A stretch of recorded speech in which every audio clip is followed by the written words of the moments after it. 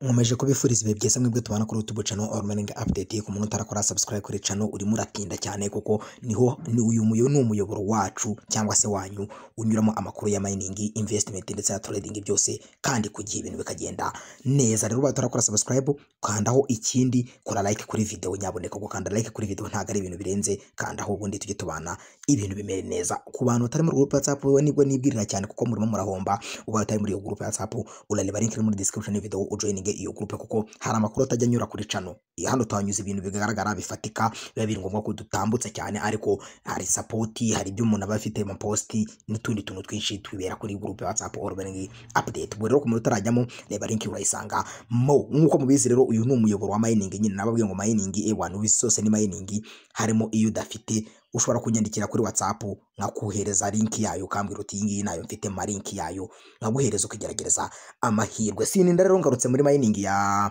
Pi Network update wenda ya kabiri nsa nk'ahari nayo mba ncumbikiye ikibazo dufite. Nuvuga ngo ku munsi washize nari naberetse video y'uburyo ki ukonfirma wallet yawe, nari nababwiye yuko ibyo bintu bikorwa ku nyungu z'abapioneer, nahazagira umuntu ugira ngo bibikorera ngo wenda ibindi ni ukugira ngo twebwe abapioneer tubyungukiremo. Bari bazanyemo akantu ko gukonfirma wallet yawe ukemeza ko ari wowe ubikoze, none hariko bikanyura mu buryo bwo guhabwa kode kuri email yawe kugira ngo ibintu bigende neza. Aka kabazo rero nyimara gusohora iyo video hano kuri All Morning Update, abantu mwahise muhura n'ibibazo byinshi. Hari abantu bari kujya gukora ibyo bintu ushyitse ahantu utanga passphrase zawe umaze kuzishyiramo, aho kugira ngo aguhereze kode kuri email bageta byizana muri wallet yawe ya Pi browser nyine bakwereka ko ugomba kujya muri wallet handi hasende na receive, kandi nyamara mu buryo naberetse muri video uhita uhingukira muri bahita bakwereka ka message nyine kakuyobora kakujyana ngo jya kureba kode kuri email. Ubwo rero muri no video nicyo kintu kinzanye abantu mufite icyo kibazo. Abantu bafite icyo kibazo urasabwa gutuza ukareba aho bipfira ukahamenya. Babantu bamutarutsa video ushobora kuza gushiduka n'ubundi byo nakubwiye utabyubahirije n'ubundi ugasangura kuri urarira ubusa. Tuza urebe neza video wige uko ibintu bigiye kugenda, mubwira aho birimo birapfira ubikosore, nubimara kubikosora ibintu byawe biragenda neza. Maze kubikorera ku bantu 3 barenga 4 5 bose inzira zabo zose ngenda zibabwira bigakunda. Ubwo nawe izo nzira zose ngiye kuzikubwira zigera muri enye uzubahirize, nuzubahiriza ibintu byawe biragenda neza. Ubwo mbere yuko dutangira kora subscribe ndetse unakore comment ni yabaresa wa cyane uyishyizemo nta kibazo, ndetse na like kuri video ibintu bikagenda neza, ukanasharinga mu magurupu uherereyemo kugira ngo n'abantu video igire gute ibafashe. Mbere ya byose reka mbanze nsubiza abantu, no kuvuga ngo hano yuje kuri Mainnet wenda reka mariho duhera nsubiza ikibazo cy'abantu bibazaga nyibusubize. Uhita uza hano kuri Mainnet nyine nk'ibisanzwe, Mainnet niho byose bibera, ukajya kuri checklist muriko murabona hano ukakanda. Ukimara kwakanda hari abantu mwatangiye kumbaza ibibazo byinshi kuri no step ya gatatu. Iyi step ya gatatu muriko murayireba hano murabona ko yabaye icyatsi, ngiye nyine narayivivugira si icyatsi. Nawe abantu barimo barambaza ngo nitegeko ko twese tubikora. Niba reka nsubize icyo kibazo hakiri kare mbone kwikomereza n'ibindi. Niba uzi neza yuko uri kwiza hano kuri no step ya gatatu ukabona irasa icyatsi nk'uko iyangisa, urikeneye ku editing ibiki bindi. Ino step kubitsa icyatsi ni ikikubwira ko nta kibazo na kimwe ufite. Muri video na yabanje nari nabiberetse ko twagiye gukora iyo step. Ino step yajemo ibara girindi itusaba nyine kugira gute, cyangwa se basanga kakwereka ngo action required. Aba bakwereka ko hari ikintu cyabaye nyine ugomba kugikora byanze bikunze, hari ikintu cyahindutsemo. Niba rero uri kujya muri wallet yawe cyangwa se muri Pi yawe ya mining ukajya kuri Mainnet, ukajya kuri Mainnet checklist ukabona ino step ya gatatu irasa icyatsi nka gutya, byihorere wikirwa editing apfa kwa gusuri kumekinga shuwa ko iyi wallet turi kurebaho hano ibisa niyo muri Pi browser hahandi yayindi uko piyugaho umuntu. Nuvuga ngo ubwo abantu mutajya munabicekinga mukwiriye kujya mubicekinga kugira ngo ibintu byanyu bigende neza. Reba ko wallet yawe isa, wallet iri ahangaha isa na yayindi biri muri Pi browser, yayindi iyo kanze kuri receive bakayiguha. Biba bigomba kuba bisa kugira ngo making shuwa koko wallet ari iyawe. Ubwo icyo kibazo nacyo ndagisubije neza cyane. Twigire ku bantu bibazaga rero ku bibazo bari kuza hano gukonfirma ino nyuza nyine ino wallet. Wamara gushyiramo passphrase nkuko muri video nari nabiberetse, waye nawe utarabikoze ngwenda ngo ubikore, reba video yabanje uraza uhita ubibona ukuntu bikorwa neza step by step ubundi ubikore. Hari abantu rero bari gushyiramo passphrase zabo yakanda ngo confirm wallet, aho kumuhereza gakode kuri email nkuko nabiberetse muri video bigenda, abagahita bamwohereza muri Pi browser. Ukuntu bigiye kugenda rero ukurikira wumve hano ibintu bya mbere bya birimo birapfira. Ingingo ya mbere yaho bya birimo birapfira unkurikire tugendane. Ingingo ya mbere iravuga yuko ushobora kuba application zawe zombi ibi ya Pi browser cyangwa se ya Pi wallet nakiba ibi ya Pi mining cyangwa se ya Pi browser zishobora kuba zitari update. Making sure ko application zawe ziri update, ufungure telefone yawe ujye kuri Play Store, tuko turagendana ubikurikire usacinge Pi, uri kubyumva Pi network uyisacinge umaking sure ko bari kukwereka ngo open. Hari abantu hano zisiri kubasaba update, ugasanga handitseho ngo update, bigasaba ko updating application yawe, ibyo bintu ugomba kubicekinga. Ubwo na application ya mbere ya Pi, ndetse wongera usacinge na Pi browser nayo urebe ko umaking sure ko nayo bakwereka ngo iri open batagusaba gukora update. Iyo ni ingingo ya mbere. Hari abantu byagiye bibaho nka gutyo namubwiranire baka application zitara update ya updatinga bigakunda, uri kubyumva. Iyo ni ingingo ya mbere.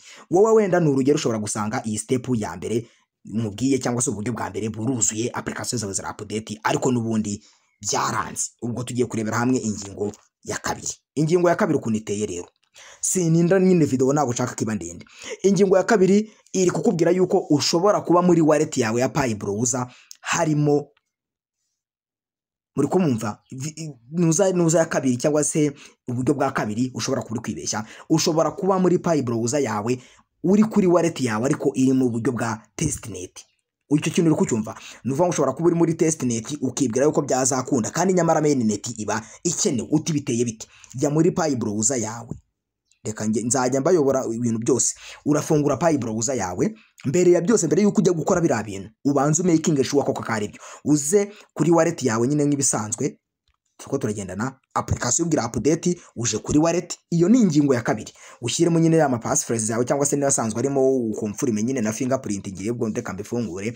Hari abantu rero uri kusanga wenda coin zanyu cyangwa se wallet zanyu ziri muri testnet aha hejuru, aha ugasanga harimo testnet, baragita bakwereka ibi bintu na tuve mu kujya gukomfurima, wajya muri wallet yawe ugasanga harimo testnet nakuno nyine bakwereka bino bikoyini ijana n'ibiki byose. Ibi nabyo biri mu bintu bishobora gutuma ushyiramo passphrase wakemeza aho kugira ngo agwereze nuza bigahita biza muri testnet. Nayo ni ingingo ya kabiri ishobora kubiba ibitera. Ubwo ikintu bigusaba uraza kuza gukanda hehe, aha handitse ngo Pi testnet, uhakande bahita bagwereza zanzira ebyiri, ugahita ukanda kuri mainnet nyine ukakimura ugashyira muri mainnet wallet. Ubwo ni uburyo bwa kabiri bugaragaza yuko ushobora kuba uri kuba impamvu yawe uri kujya gukomfirima wallet bikanga. Ubwo mbeke ngashuka ko utari muri testnet ushyire kuri mainnet. Iyo ni ingingo ya mbere. Ingingo ya ingingo ya kabiri.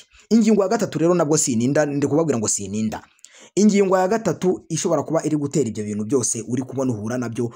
Ingingo ya gatatu yaza kuba ari uko email wakoresheje muri Pi hahandi mu gutanga email ushobora kuba itameze neza gutara abantu bino bintu babifata nk'ibintu byo gukina nyine, wagafata nka kimwe cya email yiboneye agapfa gushyiramo, nyamara email zikora. Hari email ziba zigomba kuba ushyiramo hari azikora neza zidafite ibibazo na bikeya. Ibi aba ari ingingo ya gatatu. Uti biteye bite, banzu making sure ko iyi email uyifite ikora. Nuza hano kuri tuno dukone tutambitse tuko turagendana, ukaza kuri profile dore ngiye hano hasi aha. Iyo nayo ni ingingo ndakubonga izi ingingo zose nagiye mbibwira abantu bakacekinga bagasanga nibyo. Nuza hano kuri email nyine aha ngaha kuri update ukahakanda, uraza gusangamo email yawe. Tuko turagendana email yawe rero wayishyiriyemo wowe, email wowe ubwo wuzi wishyiriyemo. Iyo email iyo murayibona nk'ubiyange, iyi email ugomba kumekinga sure ko ari yawe neza, usanzwe unanayifite ikora neza. Hari abantu bapfa kwishyiramo icyo email akavuga ngo ubwo ngo gusanga kuva step yarabaye verified ngo byararangiye, nyamara ibintu birongera bikakugaruka. Hari igihe email bitari active, uri kubyumva, ba nyirayo bakaba babona nako system ya Pi ikabita yibona. Ibyo bari ibintu ugomba kumekinga sure ko kakari byo. Na email hano ushobora kuba utazi ko isanzwe ikora, ukaba wayicekinga ukayihindura. Murabona ko haba hariho gukora update biba byemewe. Tuko tugendana. Ubwo nayo ni ingingo ya kangahe, ya gatatu ishobora kuba ibitera. Ingingo ya kane wenda ari nayo nasorezaho ari nayo ifatika cyane. Tuko turagendana. Ingingo ya kane yabitumira step yawe ya gatatu kuyikora byanga bigahita bikohereza muri wallet. Ishobora kuba ari yuko iyi ngingo ni nayo yabari rurangiza kurusha ibindi bintu byose mwahuye nabyo. Iyi ngingo ishobora kuba ariyo ibitera cyane, kuko abantu benshi nagiye mfasha inbox nagiye mbibabwira bagasanga nibyo. Hari ukuntu ushobora gusanga account yawe ifite muri application ya telefone yawe ufite, ugasanga hari n'ahandi hantu iri mu yindi phone. Hari abantu usanga bafite nka telefone nk'ebyiri cyangwa eshatu, cyangwa se afite nk'imashini, ugasanga payi yiroginze muri iyo mashini, uri kubyumva, ayifite muri iyo telefone, ugasanga iri nko muri telefone y'umugore, ugasanga mbega igiye iri mu matelefone, payi account ugasanga iri mu matelefone menshi, ugasanga yanagurishije nka telefone umuntu, wenda n'urugero payi ayirekeramo, uwo muntu akaba atanazi n'ibyo ari byo, telefone akaba yifitiye gutyo, uri kubyumva, akaba atunzemo account yawe ya payi, wowe nyine wenda kuko atanazi ibyo ari byo, niyiri wabisiba, wowe ukagira ngo account yawe ifite wenyine. Ibyo biri mu bintu bituma utari kubona account yawe. Making sure ko nta handi hantu account yawe iroginze muri telefone. Niba iroginzemo, ukaba uzi neza ko iroginze muri telefone yawe, ukaba uzi neza yuko application wabonye ko ziri update. Izo ni ingingo nkubwiye, uri kubyumva. Application niba iri update, uri kubyumva, ukaba muri payi browser yawe harimo mainnet aho kuba mu testnet, ubwo ni uburyo bwa kabiri. Ukaba ubizi neza ko email uri gukoresha iri active, ibyo nabwo ni uburyo bwa gatatu. Ikindi ukaba uzi neza ko account yawe iroginze muri phone yawe honyine, n'ahandi hantu iroginze, mbega ubwo iri muri device imwe, uri kubyumva. Iyo akaba ari ingingo ya kane. Izi ngingo uko ari enye ni ingingo namaze kubona ko zishobora kuba zirimo zituma ibintu byanyu byose mubikora nibigende neza. Ubwo baye ibi byose ubonye byuzuye, ubona nta kintu na kimwe wishe, ibi byose biri ku murongo, kuno mbikubwiye, ushobora kuba wananyandikira tugashaka iyindi mpamvu yabibitera. Ariko abantu benshi nagiye mfasha, hari abagiye bahura n'ibyo bibazo, ugasanga abantu hari abo byanze kubera application zitari update, yakaba ari ingingo imwe, ibindi byose ugasanga birakoze. Ugasanga uwo muntu wenda application ziri update, ariko testnet ye cyangwa se muri wallet payi browser ye harimo testnet, ugasanga nabyo bibaye ikibazo, yabihindura bigakunda. Ugasanga umuntu iyo email wenda ayikoreye change, arayihinduye, ibindi byose yari yabikoze neza, nabwo bigakunda. Ugasanga umuntu hari abazifite mu telefone nkuko nababwiye nyine, ugasanga afite telefone nk'ebyiri cyangwa se afite imashini, afite n'ibindi bintu iroginzemo ahantu harenga hamwe, ugasanga ibyo bintu namubwira yamara gukora log out ukabona birakunze. Izo ni ingingo enye namazishije kubona zishobora kuba zirimo zibitera. Ubwo harimo iyo wowe byose ubona byuzuye nkuko ndi kubikubwira, ukaba ubona byose biruzuye, watwandikira muri comment ukatubwira uti ngiyewe byose ibyo bintu uvuga biruzuye, ariko n'ubundi biri kugenda kuriya. Aho twakomeza tugakora research cyangwa se tugakomeza tugashaka impamvu yabyo, tukamenya ngo byo biri gupfira hehe, tukabikemura. Muruko murabyumva hano kuri Omega Update nta kindi usibye kubafasha kugira ngo ibintu byacu byose bigende neza. Mwibutse yuko ino two step verification irareba umuntu, iriya step ya gatatu idasi cyatsi. Niba uri kujya ukabona step zawe zose ziruzuye, wa creatinze payi browser, washyizemo wallet, confirm wallet birasi cyatsi, uririrwa editing ibiki, wikirirwa editing byihorere. Natwe twabikoze muri iriya video tubereka, kubera ko mwabonaga iriya step yasaga irindi bara nyine badusaba kuyikora, turayikora ihinduka icyatsi. Nawe rero niba isi icyatsi wikirirwa byeditinga, ibyo nta kibazo kirimo. Ubwo ndasoje nsoreje aho ngaho. Ibibazo byanjye byari ibyo ngibyo. Niba hari ikibazo ubona ufitemo, twandikire muri comment utubwire uti ngiye ibi byose biruzuye, ako n'ubundi biri kugenda gutyo, cyangwa se ubanze making sure ko byose uko ari bine bitunganye, ubundi urebe yuko ibintu byawe bidakunda. Ndabashimiye, kora subscribe, kora like, kora tera comment niba biri ngombwa, ukoresha kuri bagenzi bawe muri groupe muherereyemo, ubundi bwige amakuru hano kuri Omega Update nakagaruka. Ubundi ibintu byo tuzayadura muri groupe WhatsApp, ubaye utarimo urareba link muri description video ujoininge iyo groupe, ibintu bigende neza. Ndabashimiye rero, nsoreje aho ngaho. Ibindi byo amakuru yacu hano kuri Omega Update nakagaruka.